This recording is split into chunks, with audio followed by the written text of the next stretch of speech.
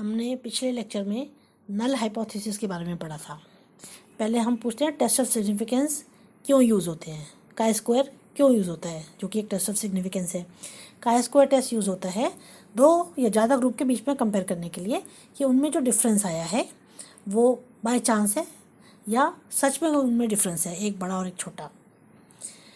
Null hypothesis ये कहता है कि कोई भी दो या ज़्यादा ग्रुप में जो डिफरेंस है वो सब बाय चांस है, चाहे छोटा डिफरेंस है चाहे बड़ा डिफरेंस है, सब बाय चांस है, कोई रियल डिफरेंस नहीं है।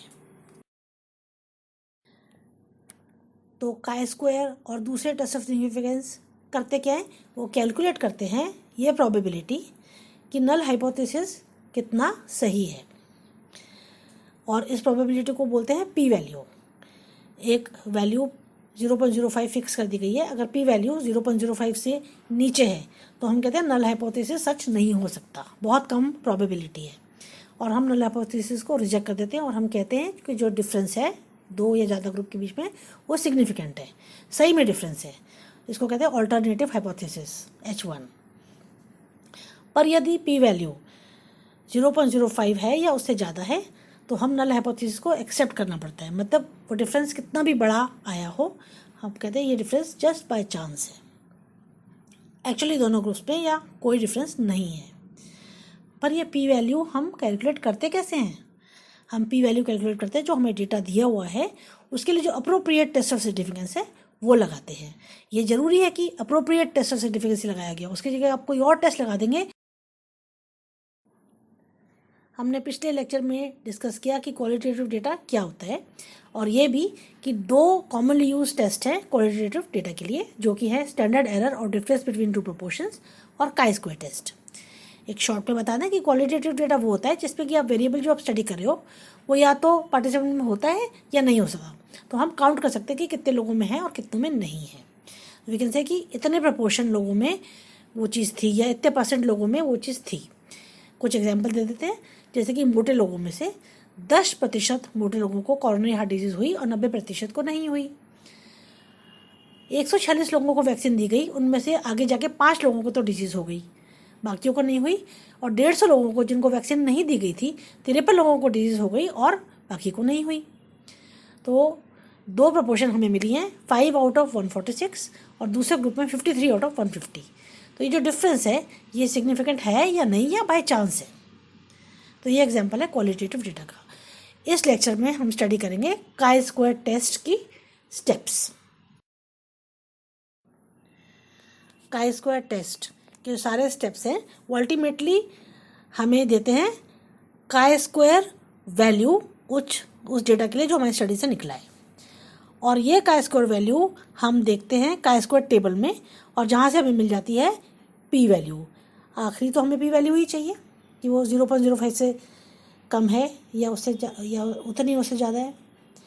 काई स्क्वायर टेस्ट अप्लाई होता है क्वालिटेटिव डेटा पे, रैंडम सैंपल होना चाहिए, और किसी भी सेल में जो ऑब्जर्व फ्रिक्वेंसी वो 5 या उससे ज़्यादा होनी चाहिए, और कोई भी वैल्यू किसी भी सेल में 0 नहीं होनी चाहिए। और जो दूसरा टेस्ट था standard error of difference between two means, उसके ऊपर इसका ये फ़ायदा है कि काई स्क्वायर टेस्ट छोटे सैंपल हो या बड़े सैंपल हो दोनों पे लग सकता है, जबकि स्टैंडर्ड एरर वाला टेस्ट खाली बड़े सैंपल पे लगता है। और 2 से ज़्यादा कैटेगरीज हैं तो स्टैंडर्ड एरर वाला टेस्ट तो नहीं लगता, पर काई स्क्वायर टेस्ट फिर भी लग सकता है। इस केस में हमें काई स्क्वायर टेस्ट ही यूज़ करना पड़ेगा। पहले हम काई स्क्वायर के टेस्ट शॉर्ट में डिस्कस करेंगे और उसके बाद एग्जाम्पल के साथ डिटेल में डिस्कस करेंगे। तो पहला स्टेप तो है कि कंटिजेंसी टेबल बनाना है, मतलब टेबल बनाया और जो आपको ऑब्जर्व वैल्यूज़ दी गई हैं वो आपने उसमें डाल दी। सेकेंड स्टेप में हम हर सेल में एक्सपेक्टेड वैल्यू डालते हैं। एक्सपेक्टेड वैल्यू क्या, कि अगर नल हाइपोथेसिस सही होता, मतलब जो डिफरेंस है वो हम ये मान के चलें कि सिग्निफिकेंट नहीं है, बाय चांस है, मतलब सारे ग्रुप्स बराबर हैं, तो क्या एक्सपेक्टेड वैल्यू आनी चाहिए थी हर सेल में, वो हम कैलकुलेट करते हैं। ये कैसे कैलकुलेट करते हैं, हम पूरे पार्टिसिपेंट्स चाहे जो भी ग्रुप हो सबको ऐड कर लेते हैं, और इनमें जितने भी लोग हैं जिनको वो वेरिएबल है उनको काउंट करते हैं और डिवाइड कर देते हैं पूरे पार्टिसिपेंट्स, तो हमको पूरे सारे लोगों में इंसिडेंस पता लग जाता है। वो इंसिडेंस हम सारे ग्रुप पे अप्लाई करते हैं, सेम इंसिडेंस, क्योंकि नल हाइपोथेसिस कहता है कि इंसिडेंस तो सारे ग्रुप में सेम होना चाहिए। तो सारे ग्रुप पे हम वो वाला प्रोपोर्शन अप्लाई करते हैं, और वो अप्लाई करके क्या वैल्यू निकलती है, वो होती है एक्सपेक्टेड वैल्यू उस सेल के लिए। थर्ड स्टेप में हम हर सेल में जो ऑब्जर्व वैल्यू है उसमें से एक्सपेक्टेड वैल्यू माइनस कर देते हैं, और फिर फोर्थ स्टेप में हर सेल के का स्क्वायर निकालते हैं, का स्क्वायर हर सेल की, जो कि ऑब्जर्व्ड माइनस एक्सपेक्टेड जो हमने ऊपर की थी उस डिफरेंस को स्क्वायर करते हैं और डिवाइड कर देते हैं एक्सपेक्टेड वैल्यू से। ये होती है का स्क्वायर वैल्यू उस सेल की। फिफ्थ स्टेप में हम पूरे टेबल की का स्क्वायर वैल्यू निकालते हैं। वो कैसे निकालते हैं, जो सारे सेल्स की हमने निकाली हैं उनको ऐड कर देते हैं, प्रत्येक सेल की का स्क्वायर वैल्यू को ऐड करते हैं तो टेबल की का स्क्वायर वैल्यू आ जाती है। छठे स्टेप में हम उस टेबल के लिए डिग्री ऑफ फ्रीडम निकालते हैं, जो कि होती है number of column -1 into number of rose -1। Seventh step में हम का स्क्वायर टेबल देखते हैं, जिसमें हम जो हमने डिग्री ऑफ फ्रीडम निकाली है उसके अगेंस्ट देखते हैं, और पी वैल्यू 0.05 के नीचे देखते हैं। जहाँ पे ये दो लाइनें मिलती हैं वहाँ पे क्या का स्क्वायर वैल्यू दी गई है टेबल में। अगर हमारी का स्क्वायर वैल्यू वो टेबल की का स्क्वायर वैल्यू से ज़्यादा है तो मतलब कि पी वैल्यू 0.05 से कम है, मिल गया हमें पी वैल्यू। का स्क्वायर देखना इस टेबल में हमने डेमोन्स्ट्रेट किया है। नीचे एक कंटिजेंसी टेबल दिया गया है जिसमें ऑब्जर्व वैल्यूज़ हैं कि 250 केसेस में से 20 की फैमिली हिस्ट्री थी, 300 कंट्रोल में से 6 की फैमिली हिस्ट्री थी। तो जो इसका का डिग्री ऑफ फ्रीडम निकाला है वो निकाला है हमने 1, क्योंकि हम सिर्फ ये 4 सेल कंसिडर करते हैं, क्योंकि यही ऑब्जर्व वैल्यू हैं, और बाकी देख रहे हो बाकी जितने भी सेल्स हैं वो तो टोटल है, किसी तरह के टोटल हैं। तो ये जो 4 सेल्स हैं ये अरेंज है 2 रोज में और 2 कॉलम्स में। सो 2 - 1 2 - 1 1 × 1 1, डिग्री ऑफ फ्रीडम है 1। अब हमने ऊपर देखा इस कंटिजेंसी टेबल के ऊपर का स्क्वायर टेबल दिया हुआ है जिसमें डिग्री ऑफ फ्रीडम लेफ्ट में दिखाई है और पी वैल्यू टॉप पे दिखाई है। अब डिग्री ऑफ फ्रीडम हमने कैलकुलेट की 1 और पी वैल्यू 0.05 के नीचे देखना है।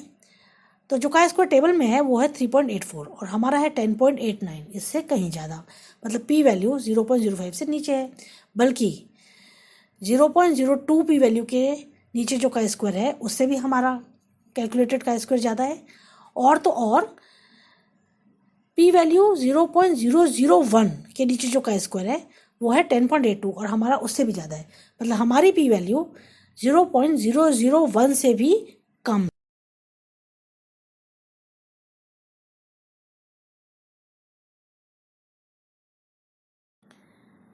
अब हम और समझेंगे स्टेप्स को एग्जाम्पल के थ्रू। पहला एग्जाम्पल है फैमिली हिस्ट्री और ब्रेस्ट कार्सिनोमा के बीच में कनेक्शन है कि नहीं है।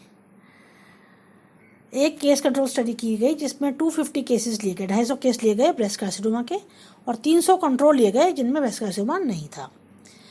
250 ब्रेस्ट कार्सिनोमा के केसेस में से 20 को पॉजिटिव फैमिली हिस्ट्री थी, उनके घर में किसी को हो चुका था, और 300 कंट्रोल में से 6 लोगों में पॉजिटिव फैमिली हिस्ट्री थी।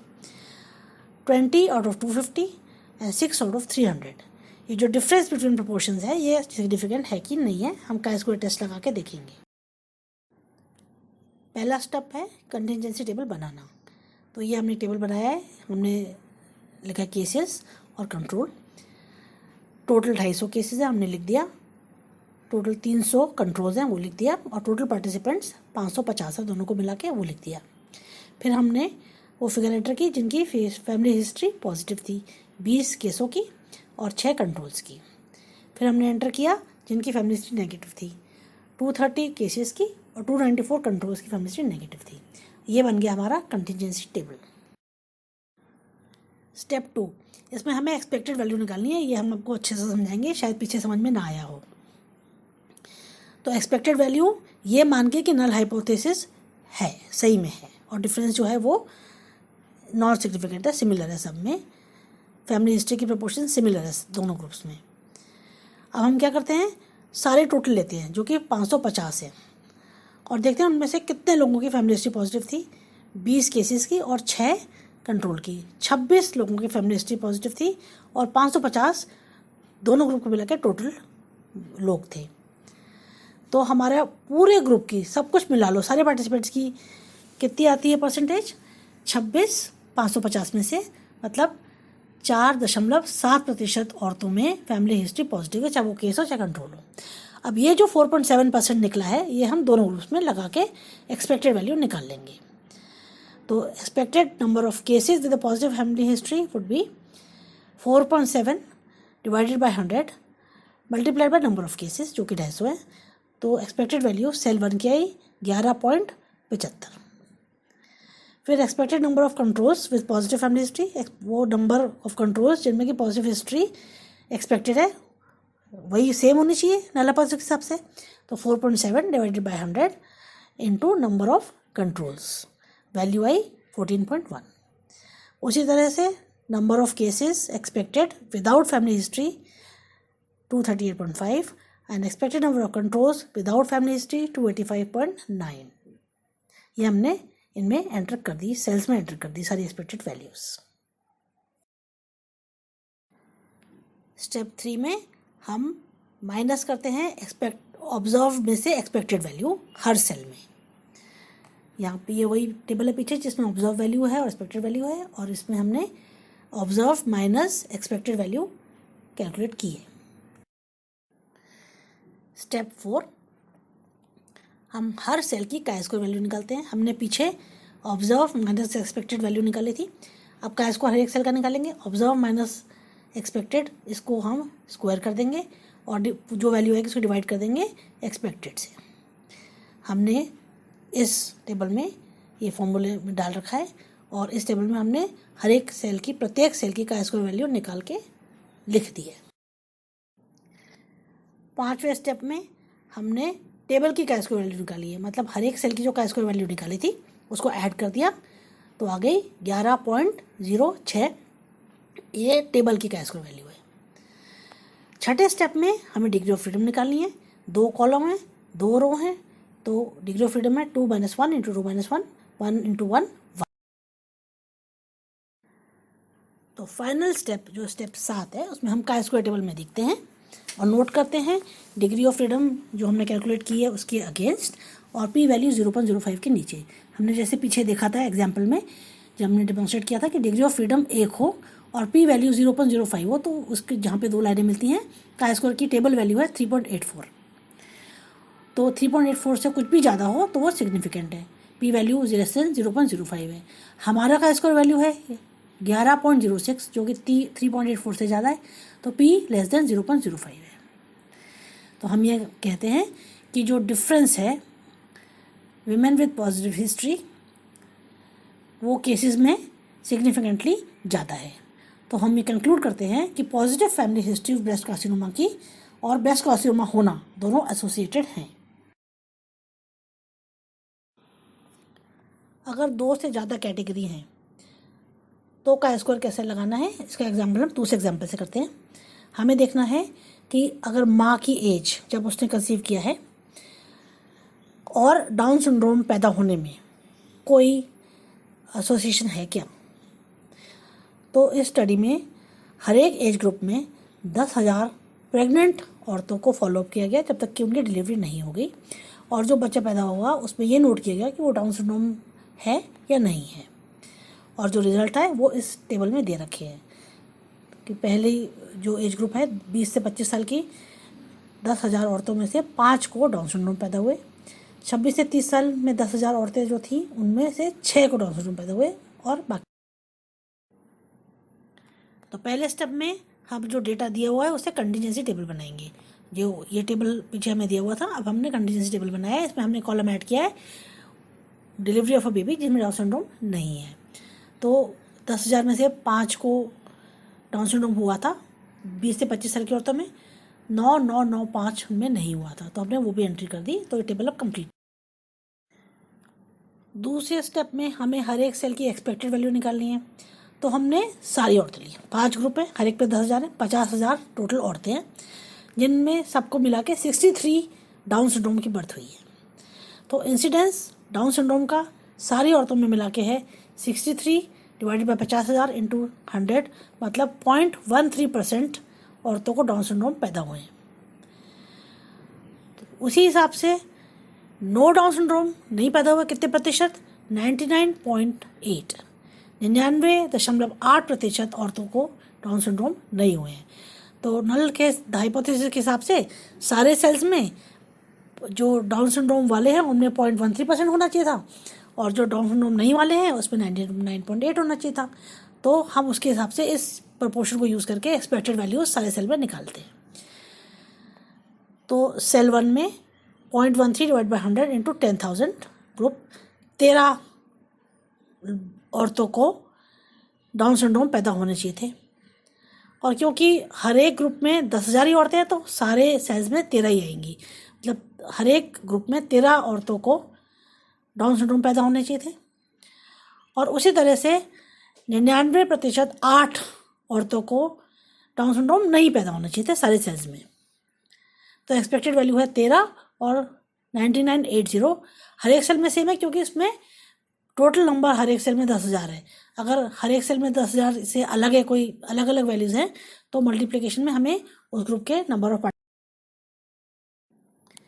इस टेबल में हमने एक्सपेक्टेड वैल्यूज़ डाल दी हैं।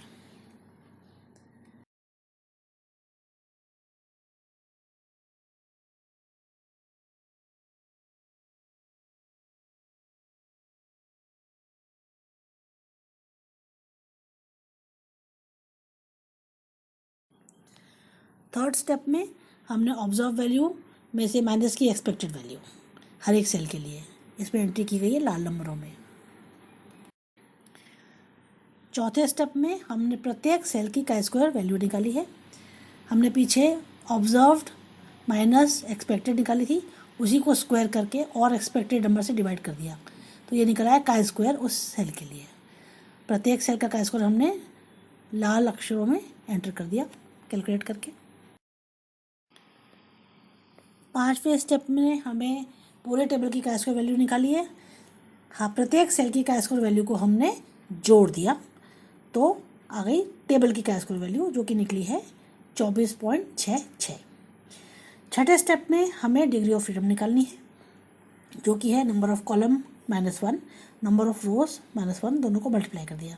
तो हम देख रहे हैं कि इसमें 2 तो कॉलम है और 5 रो हैं, तो 2 - 1 into 5 - 1 which is 1 into 4 4 degree of. Final step में हमने chi स्क्वायर टेबल देखा जो नीचे दिया हुआ है। हमें डिग्री ऑफ फ्रीडम जो हमने कैलकुलेट की है 4, उसके अगेंस्ट देखना है, और p वैल्यू 0.05 के नीचे देखना है। हमने देखा कि डिग्री ऑफ फ्रीडम 4 के अगेंस्ट और p वैल्यू 0.05 के नीचे 9.488 chi स्क्वायर वैल्यू टेबल की है। हमारी chi स्क्वायर वैल्यू इससे कहीं ज़्यादा है, इसका मतलब p 0.05 से तो कम है, बल्कि p 0.001 के नीचे देखो डिग्री ऑफ फ्रीडम 4 के आगे, तो टेबल की chi स्क्वायर वैल्यू है 18.465, हमारी इससे भी ज़्यादा है। इसका मतलब हमारी p वैल्यू 0.001 से भी कम है, तो हाईली सिग्निफिकेंट है। इसका मतलब माँ की उम्र जब वो कंसीव करती है उसका रिलेशन होता है कि उसको डाउन सिंड्रोम बच्चा होने के चांस।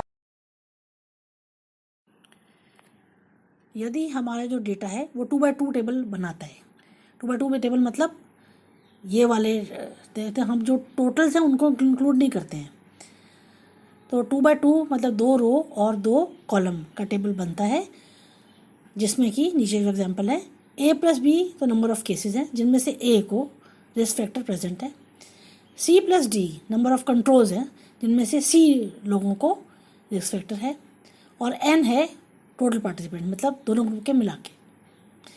तो अगर 2x2 टेबल बनता है आपका, तो chi स्क्वायर वैल्यू के लिए सिंपल एक ही स्टेप है, ये जो नीचे फॉर्मूला है इसमें सारी वैल्यूज़ डालो और chi स्क्वायर की वैल्यू निकल आती है, और फिर आप chi स्क्वायर टेबल में देख के p वैल्यू निकाल सकते हैं। तो अगर आपका 2x2 टेबल बन जाता है तो आपको एक्सपेक्टेड नंबर कैलकुलेट नहीं करने पड़ेंगे। लेकिन यदि इन चारों सेल्स में से किसी की भी वैल्यू 5 से नीचे है, तो हमें जो chi स्क्वायर का फॉर्मूला है थोड़ा सा मॉडिफाई करना पड़ेगा। ये नीचे दिया गया है और इसको कहते हैं येट्स करेक्शन।